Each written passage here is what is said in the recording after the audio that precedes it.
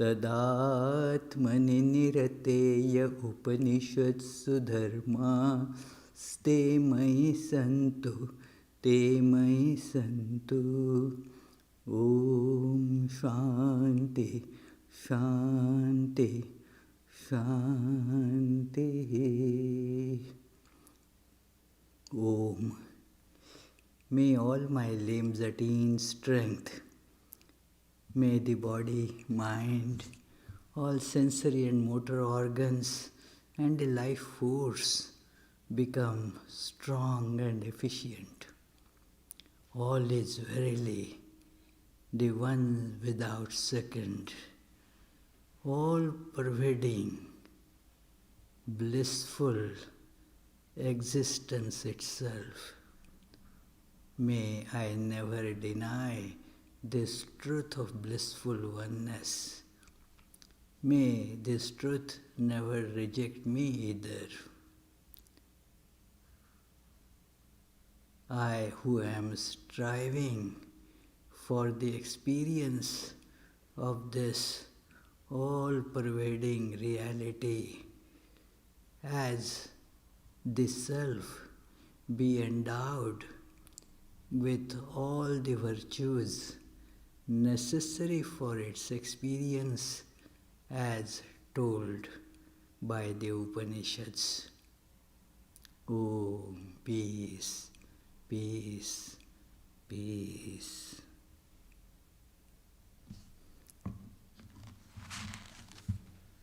Let's all pray together.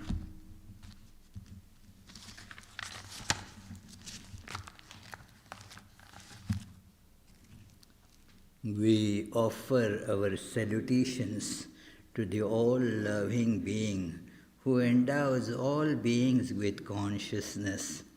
We meditate on the Lord, who is the origin of the universe. Lord, Thou abidest in all, Thou art all, Thou assumest all forms, Thou art the origin and goal of all. Thou art the self of all. Thou art existence, knowledge, and bliss. Salutations unto Thee. May the world be peaceful. May the wicked become gentle. May all creatures think of mutual welfare. May their minds be occupied with what is spiritual and abiding. May our hearts be immersed in selfless love for the Lord. Peace, peace, peace be unto all.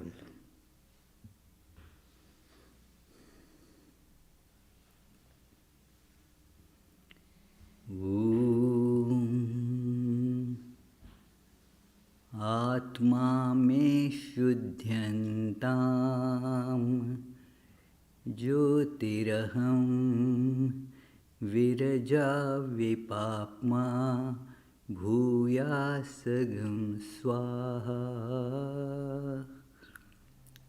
May my physical self become pure and free from all desires.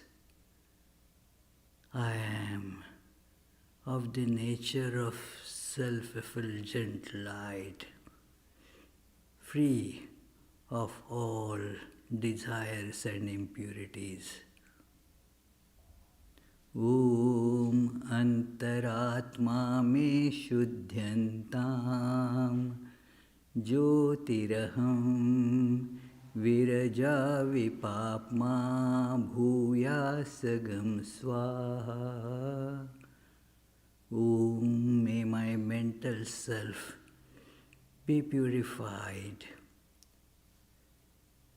I am the self-effulgent, luminous existence, free from all desires and impurities.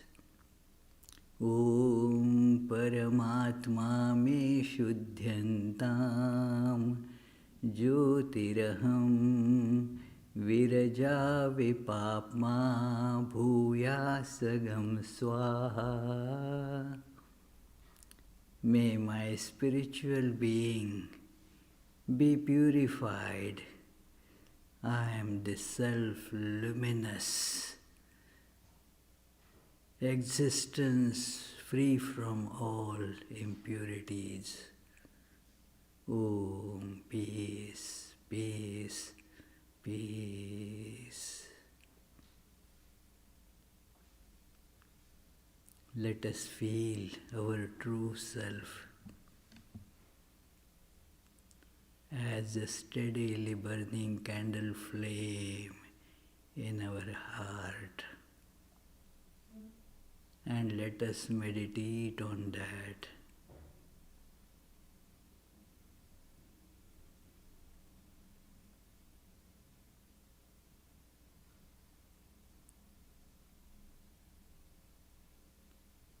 As the meditation becomes intense,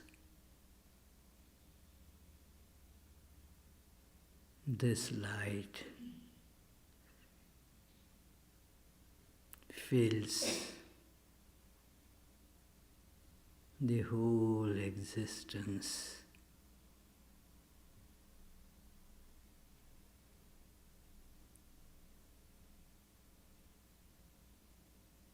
All separateness,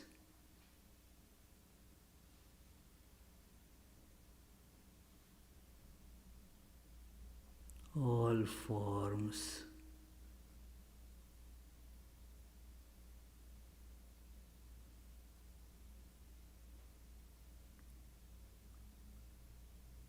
have become one.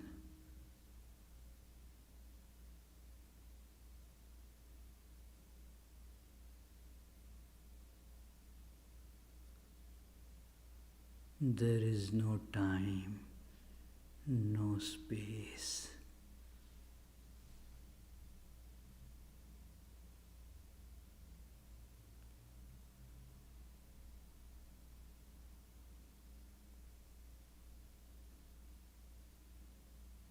The luminous, all-pervading,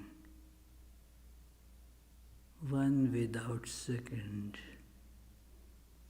self, alone, is.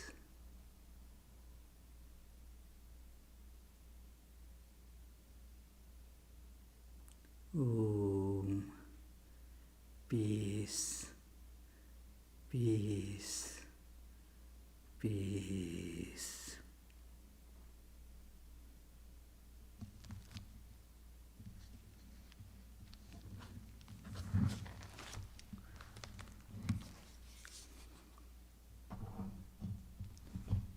Dear friends, today's topic actually stems from a question that had been asked multiple times to me, to others, those who teach Vedanta. This question comes to fore again and again, especially when people read Swami Vivekananda's works, where the faith in yourself is emphasized. Have faith in the self.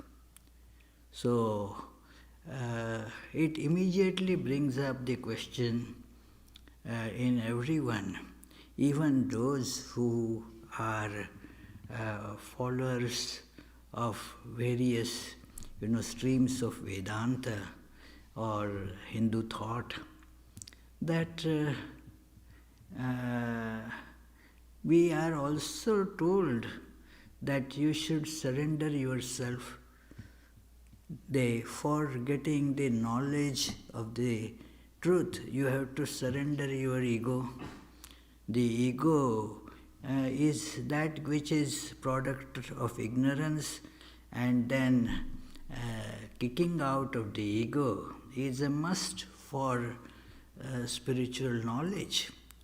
And so how can these two things go together, that having faith in oneself, and then on the other hand, that surrender your ego, let God alone be, melt yourself in God. You are nobody, God alone is. How can these two statements be reconciled? Obviously, if we understand the self as this apparent physical existence, this contradiction cannot be, overcome, it cannot be reconciled. There is no reconciliation there. Yes, the problem gets resolved when we understand the deeper meaning of this sentence, that yes, have faith in yourself. Faith in ourselves is an important condition, and not only for the practice of spiritual wisdom, but also to proceed in any endeavor in this world. It is you have to have faith in yourself. From the Vedanta understanding, the existence of I is the only thing you are sure of. Other things are not provable. They are just, you can show that they are just the images or vibrations in the brain. They actually don't have any existence. But the existence of self cannot be denied. It is, I always am. We cannot survive without that experience that I am. The Buddhists, they show that there is the idea that the self is temporary, and therefore it also, like other things in this world, doesn't exist. It is just a sensation created by the contacts and by thoughts, but there is no content to this concept of I. And so this is also not true. But one point there is that what they deny is the existence of this ego as such, which is connected with the body-mind complex. And therefore, if body, mind, that is an illusion, that which is connected with it, it also falls in the category of illusion. But still, they cannot reject the self who says that. This self is necessary even to say that I am or I am not. The unreality of the self also has to be certified by the self. So it is there, you cannot get away from it anyway. You may weave the web of many arguments, and after a while the brain gets tired of that cyclic nature of this argument. It is the egg and the chicken. Again and again the same thing will come. Everywhere the existence of self is intrinsically, experientially acknowledged. Whether it is the self who is arguing that it doesn't exist, or somebody who says, no, it exists. Both actually have the existence of self taken for granted. It is important, therefore, that what is meant by this faith in self. Vedanta, these stories are very common in Vedanta, that it is through these stories sometimes the truth is brought to the level of understanding, that if you see that, start counting, how many of us are, and then you will count less because you tend to forget yourself. 1, 2, 3, 4, 5, 6, 7, 8, 9. We are 9. 10th is missing. Well, 10th is yourself, the counter. It is not you cannot objectify it. This fellow, this fellow, this fellow, this fellow, and then this fellow, that is I, that is the one who was counting. So that gets forgotten. And one idea or one very important thought that comes in Vedanta is that is why we are suffering. We have lost the most important thing, the I. And therefore, see, if you lose something very important, then how much anxious you become, like somebody lost these days a cell phone. Something very more. Why you have lost, Peter? No. Okay, it's there. Okay. Because as I mentioned, you start looking in your pockets. Okay, it's there. Yeah. So it is. Yeah. So it becomes so important. The person becomes tremendously anxious, and what will happen now, and so forth. Or your wallet, which has your driving license and ID and credit cards and whatnot. So if you lose that, again you become very anxious, very perturbed, and your life is not at ease till you find it. So that is how, even for such things, when you lose them, because they have some importance, and you become so concerned, so anxious, and perturbed. Nothing in life seems to be enjoyable till you discover it. And imagine, the self is lost. How much puzzled, anxious, worried, perturbed, and ill at ease we shall be. That is what is our state. That is what Vedanta says, that we have lost this self in the midst of so many changeable things, like body. It is normally we people identify I with the body, and thus with the self this idea arises, this body, this is limited, changing, and can be easily objectified. It gets objectified just as I see these things. Do I not see my hand? I see my palm. So this body is something that is an object and not the subject, and so cannot be the self. A very well-known argument that it is not self. Then what is the self? Look for it. Search in the right way. This is the method in this way is called not this method. That this body that you thought to be self is not self for sure. Keep this as something that has been already proved.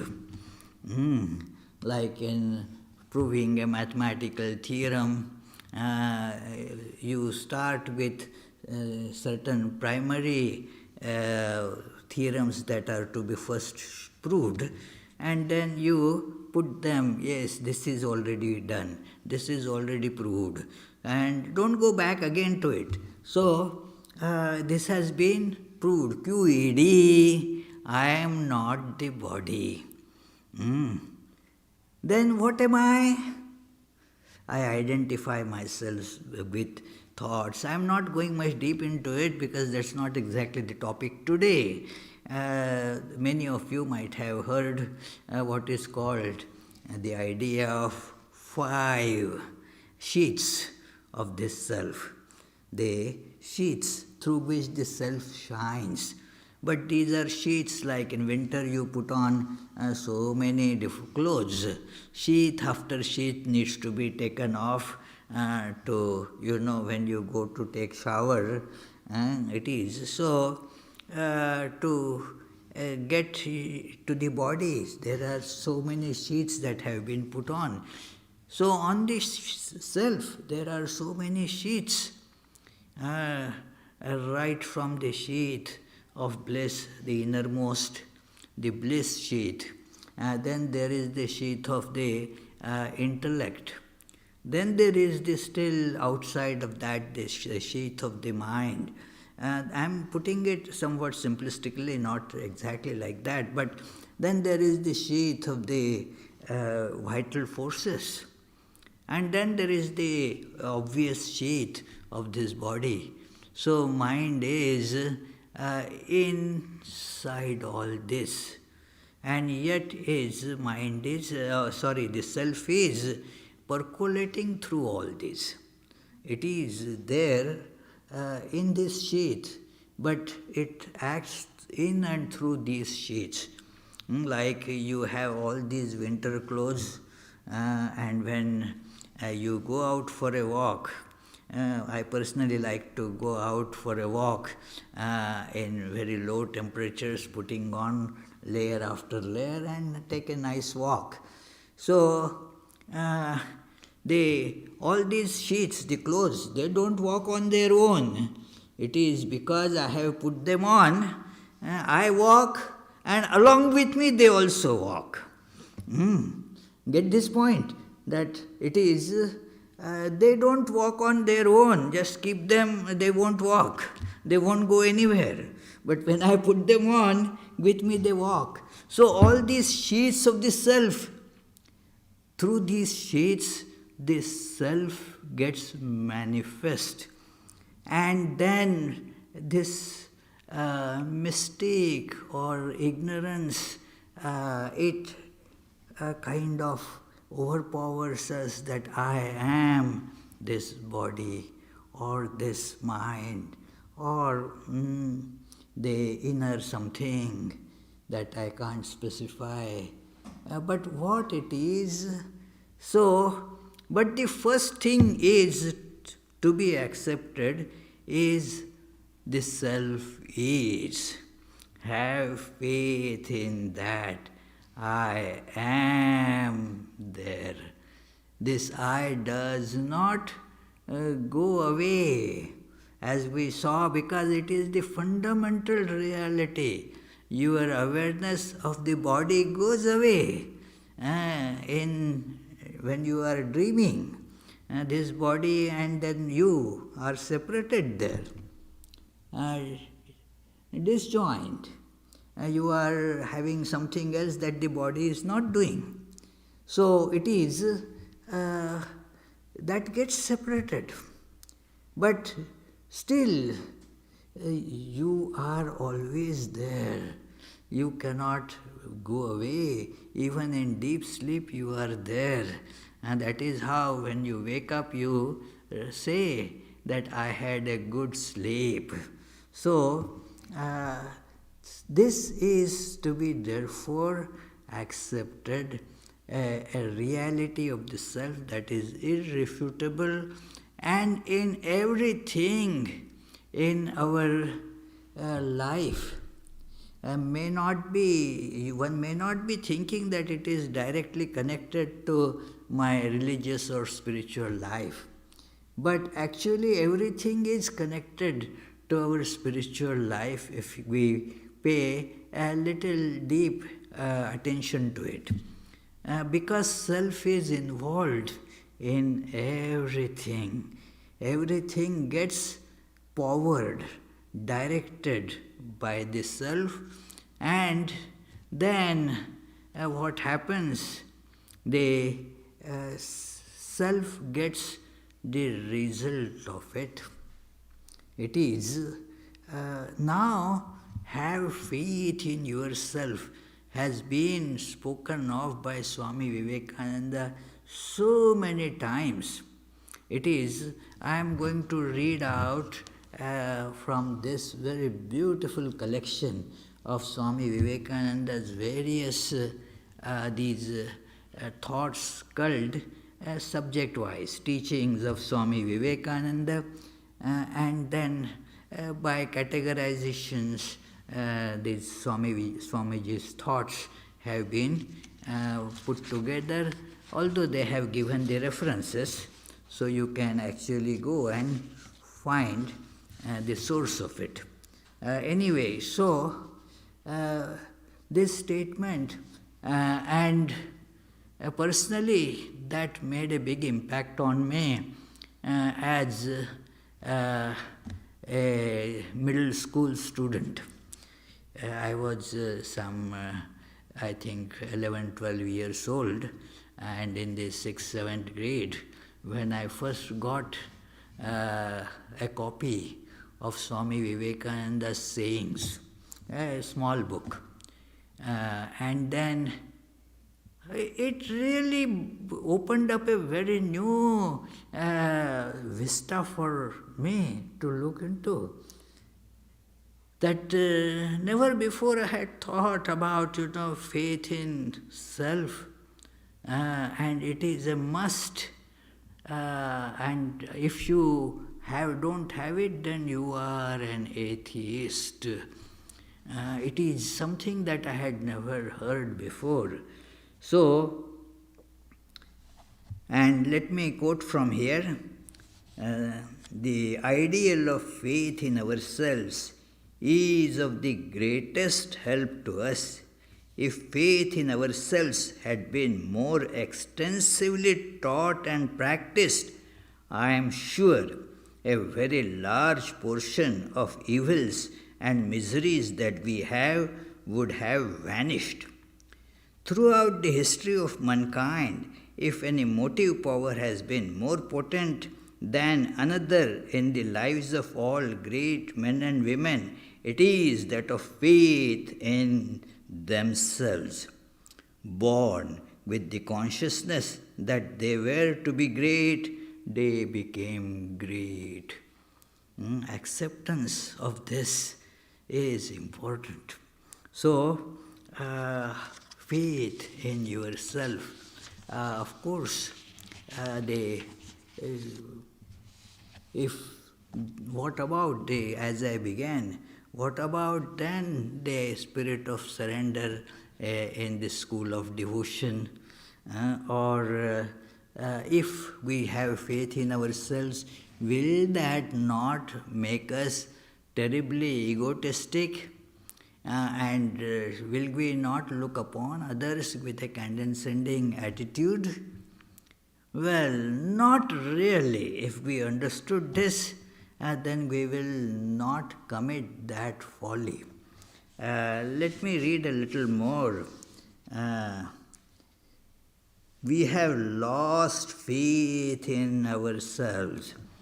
Swami Vivekananda taught this many times because this doctrine or that idea that we are all sinners, we have to keep on condemning ourselves that, oh, I am a sinner. And thus, what happens is, repeating this that I am sinner, I am sinner, I am sinner. And then there is also a competition that goes on, as if to show that I am more sinner is a sign of being more religious. It is not only in where the teachings of this Christianity spread, but also in India, where some schools emphasize this, that yes, I am a sinner, call yourself a sinner. And then it becomes a self-fulfilling prophecy that I become sinner. That incident was very telling. I remembered it, that a little child, I had scolded him. You naughty fellow. And then again he did something, playing and broke something. And then hey, what did you do? And he looked at me smilingly and said, naughty fellow. So it is. So, a sinner, what shall I become but a sinner?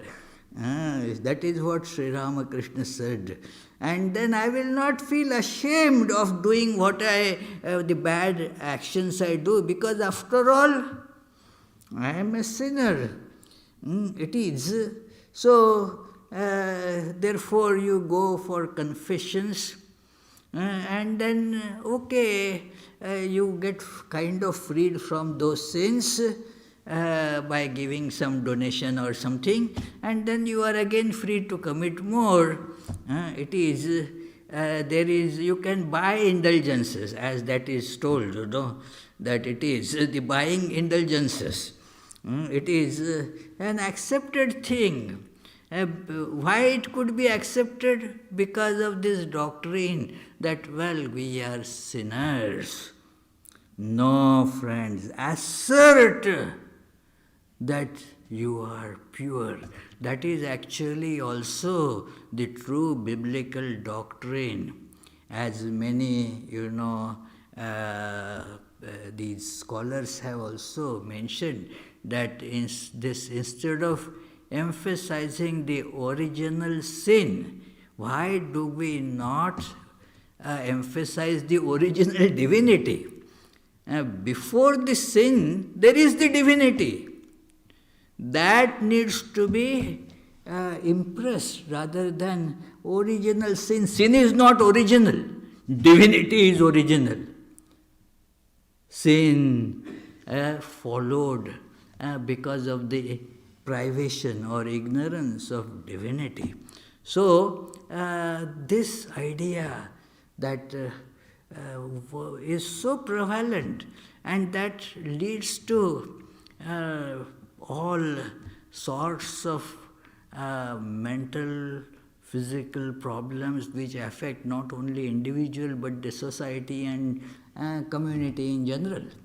It is everybody gets impacted by this idea that I am a sinner.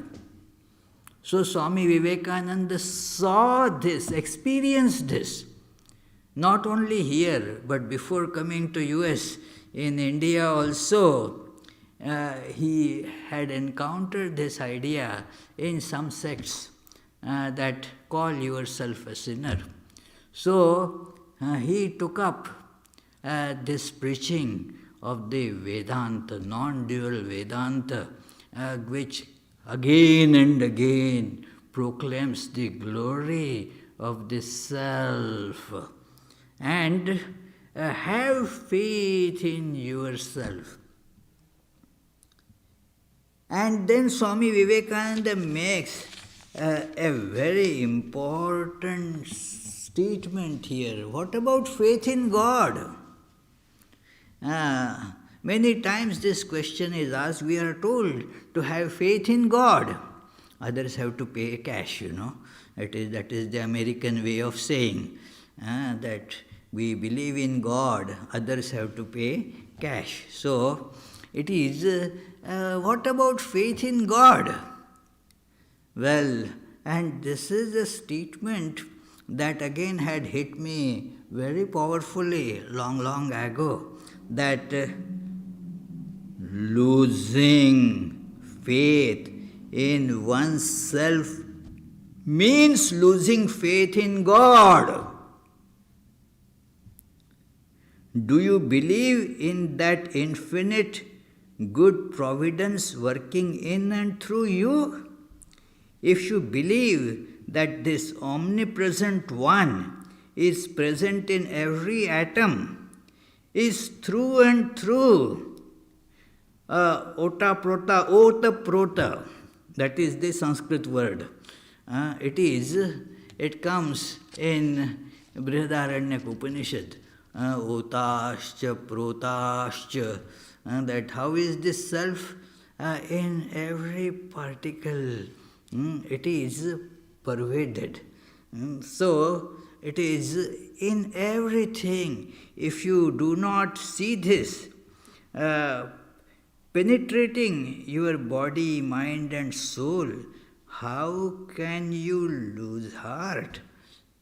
You cannot lose heart when you understand that very God is in you.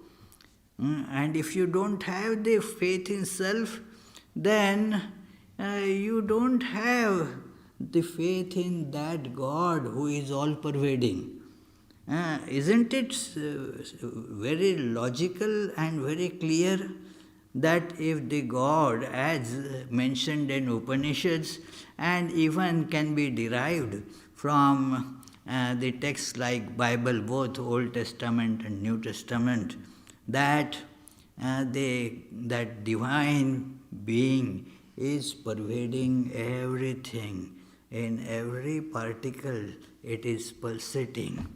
Now, if you deny that it is in me, because that is the closest thing that you can think of. It is my very soul. It is in me. If you deny that, then do you not deny the existence of God itself? That is what at some other place Swami Yogatmananda says, that it is, if the God is not in you, then that God is nowhere. That God, to be God, has to be in you.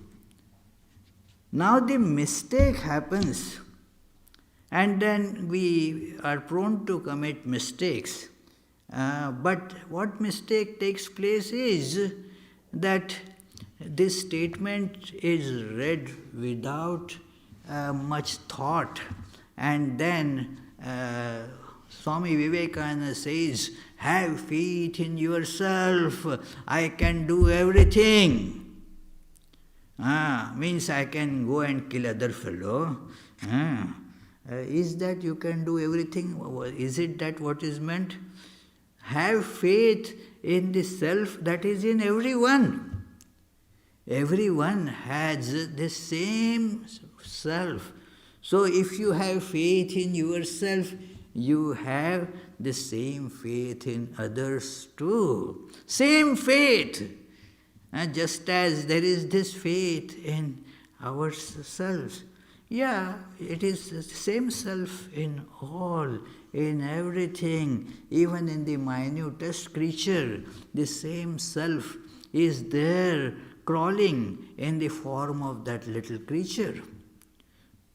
So, that self is to be recognized like that. So, there is no question, if we see this in this way, to become egotistic just by thinking that I can do everything. Yes, you can do everything.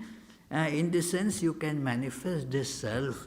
You can manifest your divinity. And the God is all-powerful, can do everything. And therefore, that God being in you, you can do everything. And you grant the same right to everybody else as well. This is what is the idea behind saying that have faith in yourself. Then, what about faith in God? Well, you can think of that God also as your very self. In fact, that is what is prescribed in Upanishads. That God which has to be seen as one's true self. In Brihadaranyaka Upanishad, therefore, it is taught actually that how will you be worshipping that God or trying whatever spiritual practices that you want to do to propitiate or realize it, that God, know that to be your true self. Atma iti eva upasita.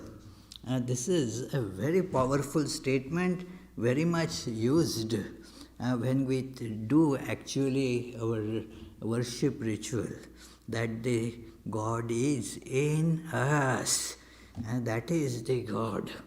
Have faith in that who becomes yourself. So, there is an incident, it happened in Berurmat when the worship of Durga, every year during that period, there is the ritualistic worship of Mother Durga. This year also it happened sans devotees because of the pandemic. So all devotees watched that worship virtually. So anyway, that year the Swami Yogatmananda was the president, Sri Ramakrishna's direct disciple, Swami Yogatmananda, and it is a custom that is going on from the earliest days, that the brahmachari who is going to perform the worship on every day of those 5 days of worship, he goes to the president of the order and salutes and takes these blessings and then does the puja. Now, it is the 6th day happened, 7th day happened, 8th day, 9th day, and 10th day is the day when there is the immersion. The image of Mother Durga is then immersed. So, that brahmachari went to president and he asked, so what is the day today, what worship? Today is the day of immersion. Oh, okay. So mother will be, immersed today. Where do you immerse? Where will you be doing the immersion? The brahmachari got startled by this question. In the Ganges, of course, the Ganges that flows right there at the Belur Math. In the Ganges. In the Ganges. Now he thought that this Swami really has become very senile. Is not. Well, every year we do the same thing in the Ganges. Think again. In the Ganges. And then that brahmachari recalled that the worship ritual tells it is to go back in your heart, where from the mother was brought out for worship. It is your very self. In the prayers for the mother, that is one statement is like that is the self in all, the consciousness pulsating in all is that divine mother, Chaitana iti abhidhiyate. That is the consciousness in all beings. That is that divine mother. So see, friends, that this idea that the God is within is constantly emphasized in the Vedantic scriptures. In Bhagavad Gita, the best example that this faith in yourself is being taught in that. Have faith in yourself. That the disciple there, that Arjuna, became terribly depressed and despondent. And then what medicine what counseling had been given to that depressed person? Terribly depressed. If you read Bhagavad Gita, that first chapter and a few verses of the second chapter, you can see the level of depression. And now what counseling Arjuna gives? Do you give similar counseling? It is, what counseling does the Lord Krishna gives? That raise your self-confidence. That look, it is, what are you talking? It is like a fellow, you are a very powerful person. Invoke that power and stand firm to do your duty. That is what you have to do. You can do it. Bring that faith in yourself. Arjuna was saying, let us run away from this battle and then let us take up the life of a wandering hermit. Now, if the person is not even able to fight this external war, where is the chance of fighting a much more intense and fraught with so many conflicts, that internal war that a hermit has to fight? So it is, therefore, Arjuna is scolded bitterly. Klaibyam masma gamha partha naitatvai upapadyate. This doesn't become you, Arjuna. This kind of depressed, helpless attitude that you think that you are powerless, not good for anything. Give up that attitude. Kshudram hridaya daurbalyam tyaktvottishta parantapa. A great message. Swami Vivekananda says that for him, for this age, for these people, the depressed people, this is the best verse in Bhagavad Gita, the best verse. He picked up this as the most important verse in Bhagavad Gita, that Klaibyam masma gama partha naitatvai upapadyate kshudram hridaya daurbalyam tyaktvottishta parantapa. We get this idea, have lost faith in ourselves, and thus we cannot really have faith in God also. Some God. Therefore, those such funny stories of Armageddon, what is it called? They get credence that some Messiah is going to come. And only the faithfuls will get liberated. If the funny statements, the stories are unbelievably, what I should say, illogical, meaningless, and yet people seem to accept these, that, some Messiah will come, and then everybody will be, faithfuls will be liberated, and all others will be pushed to eternal hell. Those faithful who are buried, the graves will burst open. Imagine, the graves will burst open, and the souls will be lifted. If those faithfuls are pilots of the plane, they would be picked up from there.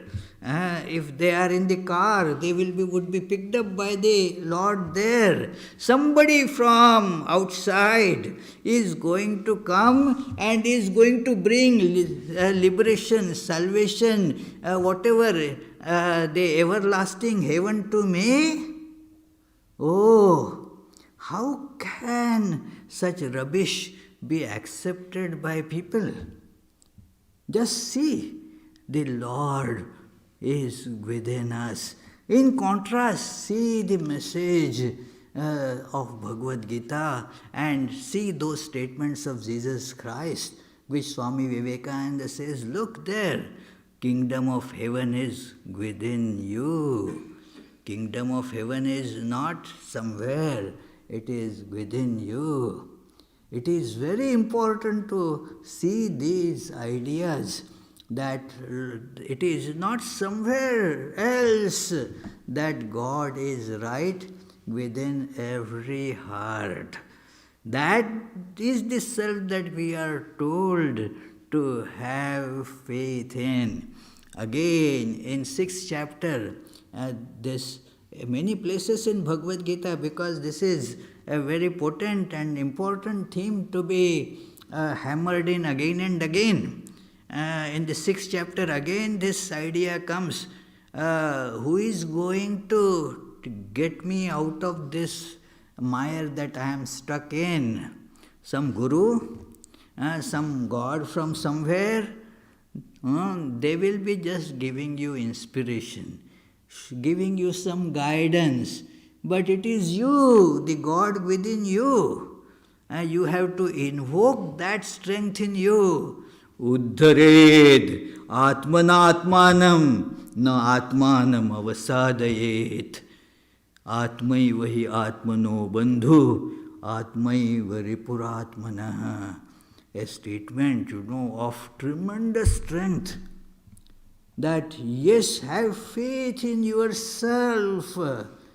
And by this self that is connected to God, that self, think of that and then take out your this depressed state of life, pull it out from there by the self. Uddhared atmanatmanam, and says that who is that atmana, this atma eva atmano bandhu, that the self alone is the friend of self. Nobody else is going to come to rescue. Oh, you are the only rescuer and all that. You will pray to 10 people, that you are the only rescuer.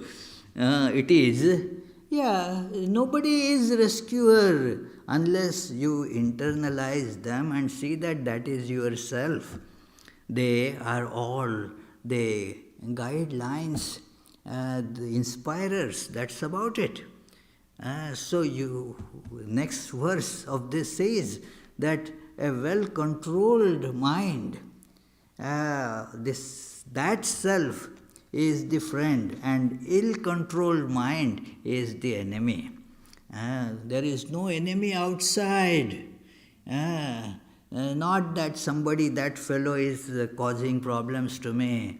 Nobody, I cause problems to myself. It is something that is, is to be impressed. If you see the cause of your suffering outside, then do you see the conclusion of that? If you see that the cause is outside, then you have no way, no control over it. You will have to suffer because you have no way to control that cause outside you. But if the cause is within, then yes, there is a hope that you will be able to conquer that. If some other person is involved, what can I do about it? It is therefore this doctrine of faith in oneself actually is the doctrine that automatically implies that I have then faith in God truly. Otherwise, if I have no faith in the self, actually there is no meaning also in saying that I have faith in God if I don't have faith in the self. Just logically try to see this situation that I say I have faith in God. but the one who is saying has no faith in oneself. What is the value of that statement then?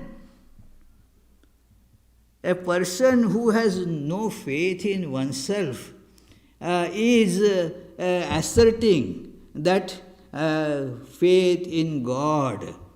Your statement is meaningless. That it is, it reminds me of that story that one person was looking for a job and then went to a prospective employer and said, yes, I can do this work. Yeah, sure, I can do that also. Well, certainly, why 8? I can work 10 hours a day. No problem at all. And I am very diligent. I have knowledge of so many things. And I can deal with people very easily. Yeah.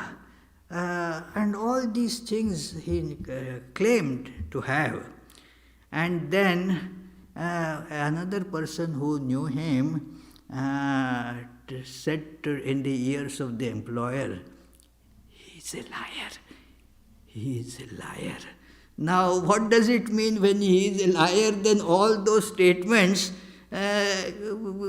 become meaningless. So, it is like that. If I have no faith in myself, the statement that I have faith in God carries absolutely no weight. And so, to have faith in God, it is very important to have faith in oneself. And that does not mean arrogance at all, because you see that the self that is in you is also the self of everybody else. That you have to understand and grant the same self in others. So have self-confidence. Yes, everybody should have self-confidence. Then you don't have to show any condescending attitude towards anybody. Don't have to slight anybody. That is why it is very important, friends, to have this attitude of self-confidence that really gives rise to proper devotion as well. It is, as I mentioned earlier, for doing worship, for practicing devotion, you have to see that divine as something inside you, the deepest reality of you. The deepest reality of you, that is called self. You all are aware of the very famous Vedanta equation, that the aham brahmasmi, that what is being seen as I, when I try to find out and when I successfully trace it, I see that it has gone beyond all limitations. It has become infinite. It has, if those words, if I may use, don't take them too literally. If we see that it has filled the whole world, that I is now identical with what is called God or Brahman. The two become, therefore, existentially speaking, one reality of with two different names, that's all. So, thank you, friends, and we will meditate on this idea for half a minute, and then in case if you have questions, please feel free to ask them.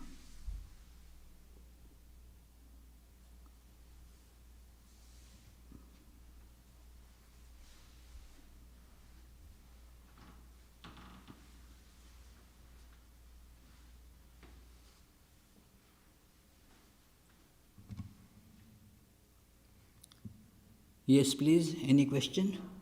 No question. Any question here? Oh, Eze, you have a question. Okay. I would like to know the perspective of, like the Vedantic perspective, when Moses is on the mountain with Jesus, and I mean with God, and then he asks God, "What will I tell the people that is your name?" And then he says, "I am that I am." So, what is Exactly. the Vedantic understanding of that response? Yes, some years ago I had given a talk on that also. I am that I am. It again underlines this important point with which I began my talk. What is this idea I am that I am? Because that is the only thing that we cannot kick out.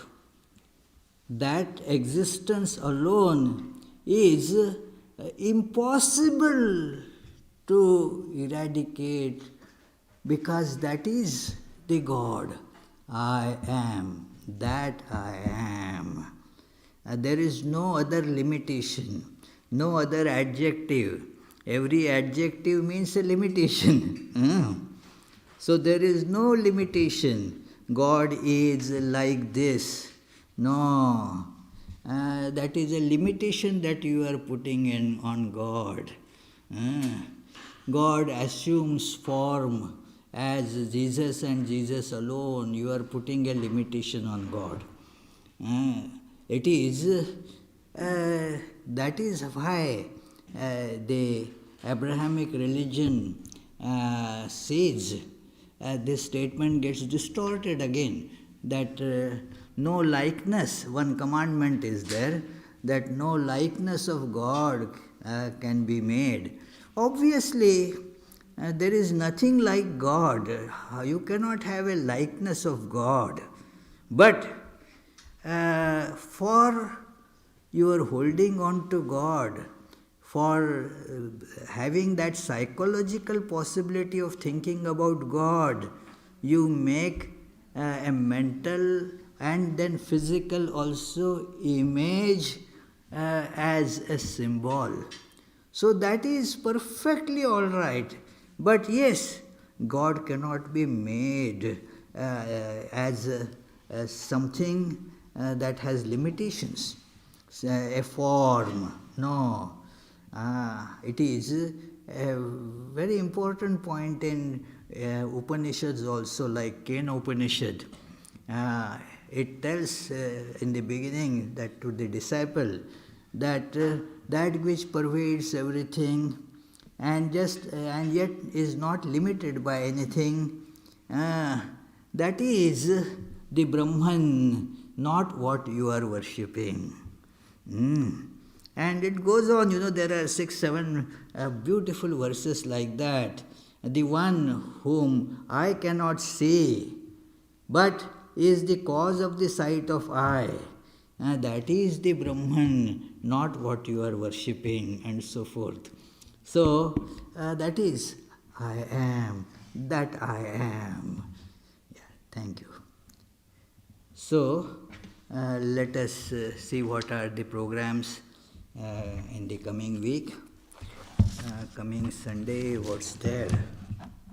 Store, I have to see. Yes, coming Sunday, it is a Sunday after Ramanavami. So we shall have a discussion on Rama speaking to Lakshmana. And then we shall also, after that, there will be Arati, and also we will have Ram Nama Sankirtanam on that evening after the Arati. Would you like to come, Peter? I would like to come. Yeah, sure, do come. It's next Sunday? Next Sunday, yeah. And okay, then on Wednesday is actually the Ram Navami day, and we will have Ram Nam Sankirtanam on that evening as well. So let us conclude with the closing prayers. May the divine who is Father in heaven of the Christians, Holy One of the Jewish faith, Allah of the Muslims, Buddha of the Buddhists, Tao of the Taoists, Great Spirit of the Native Americans, Ahur Mazda of the Zoroastrians, and Brahman of the Hindus. Lead us from the unreal to the real, from darkness to light, from death to immortality. May the all-loving being manifest himself unto us and grant us abiding understanding and all-consuming divine love. Peace, peace, peace be unto all.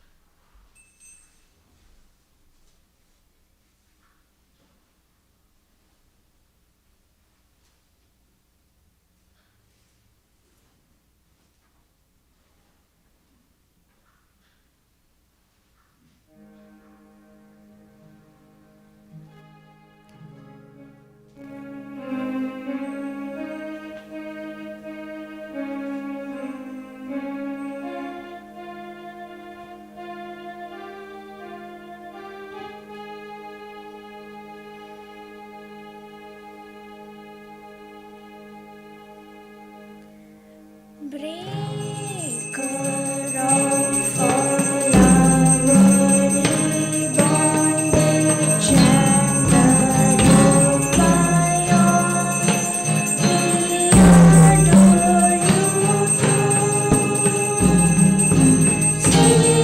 Sleepless Lord, assuming human form.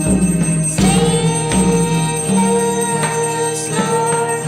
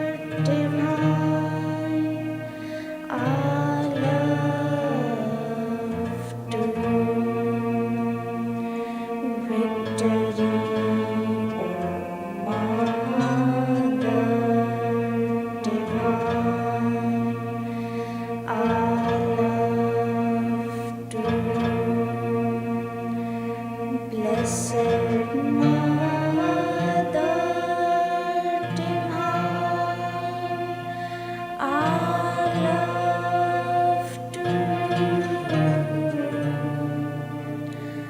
Blessed Mother Divine,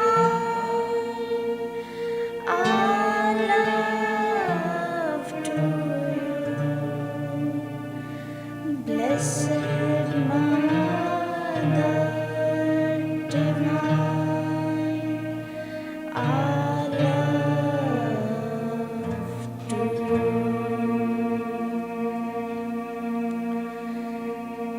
Jai Shri Ram Krishna Dev Ki Jai.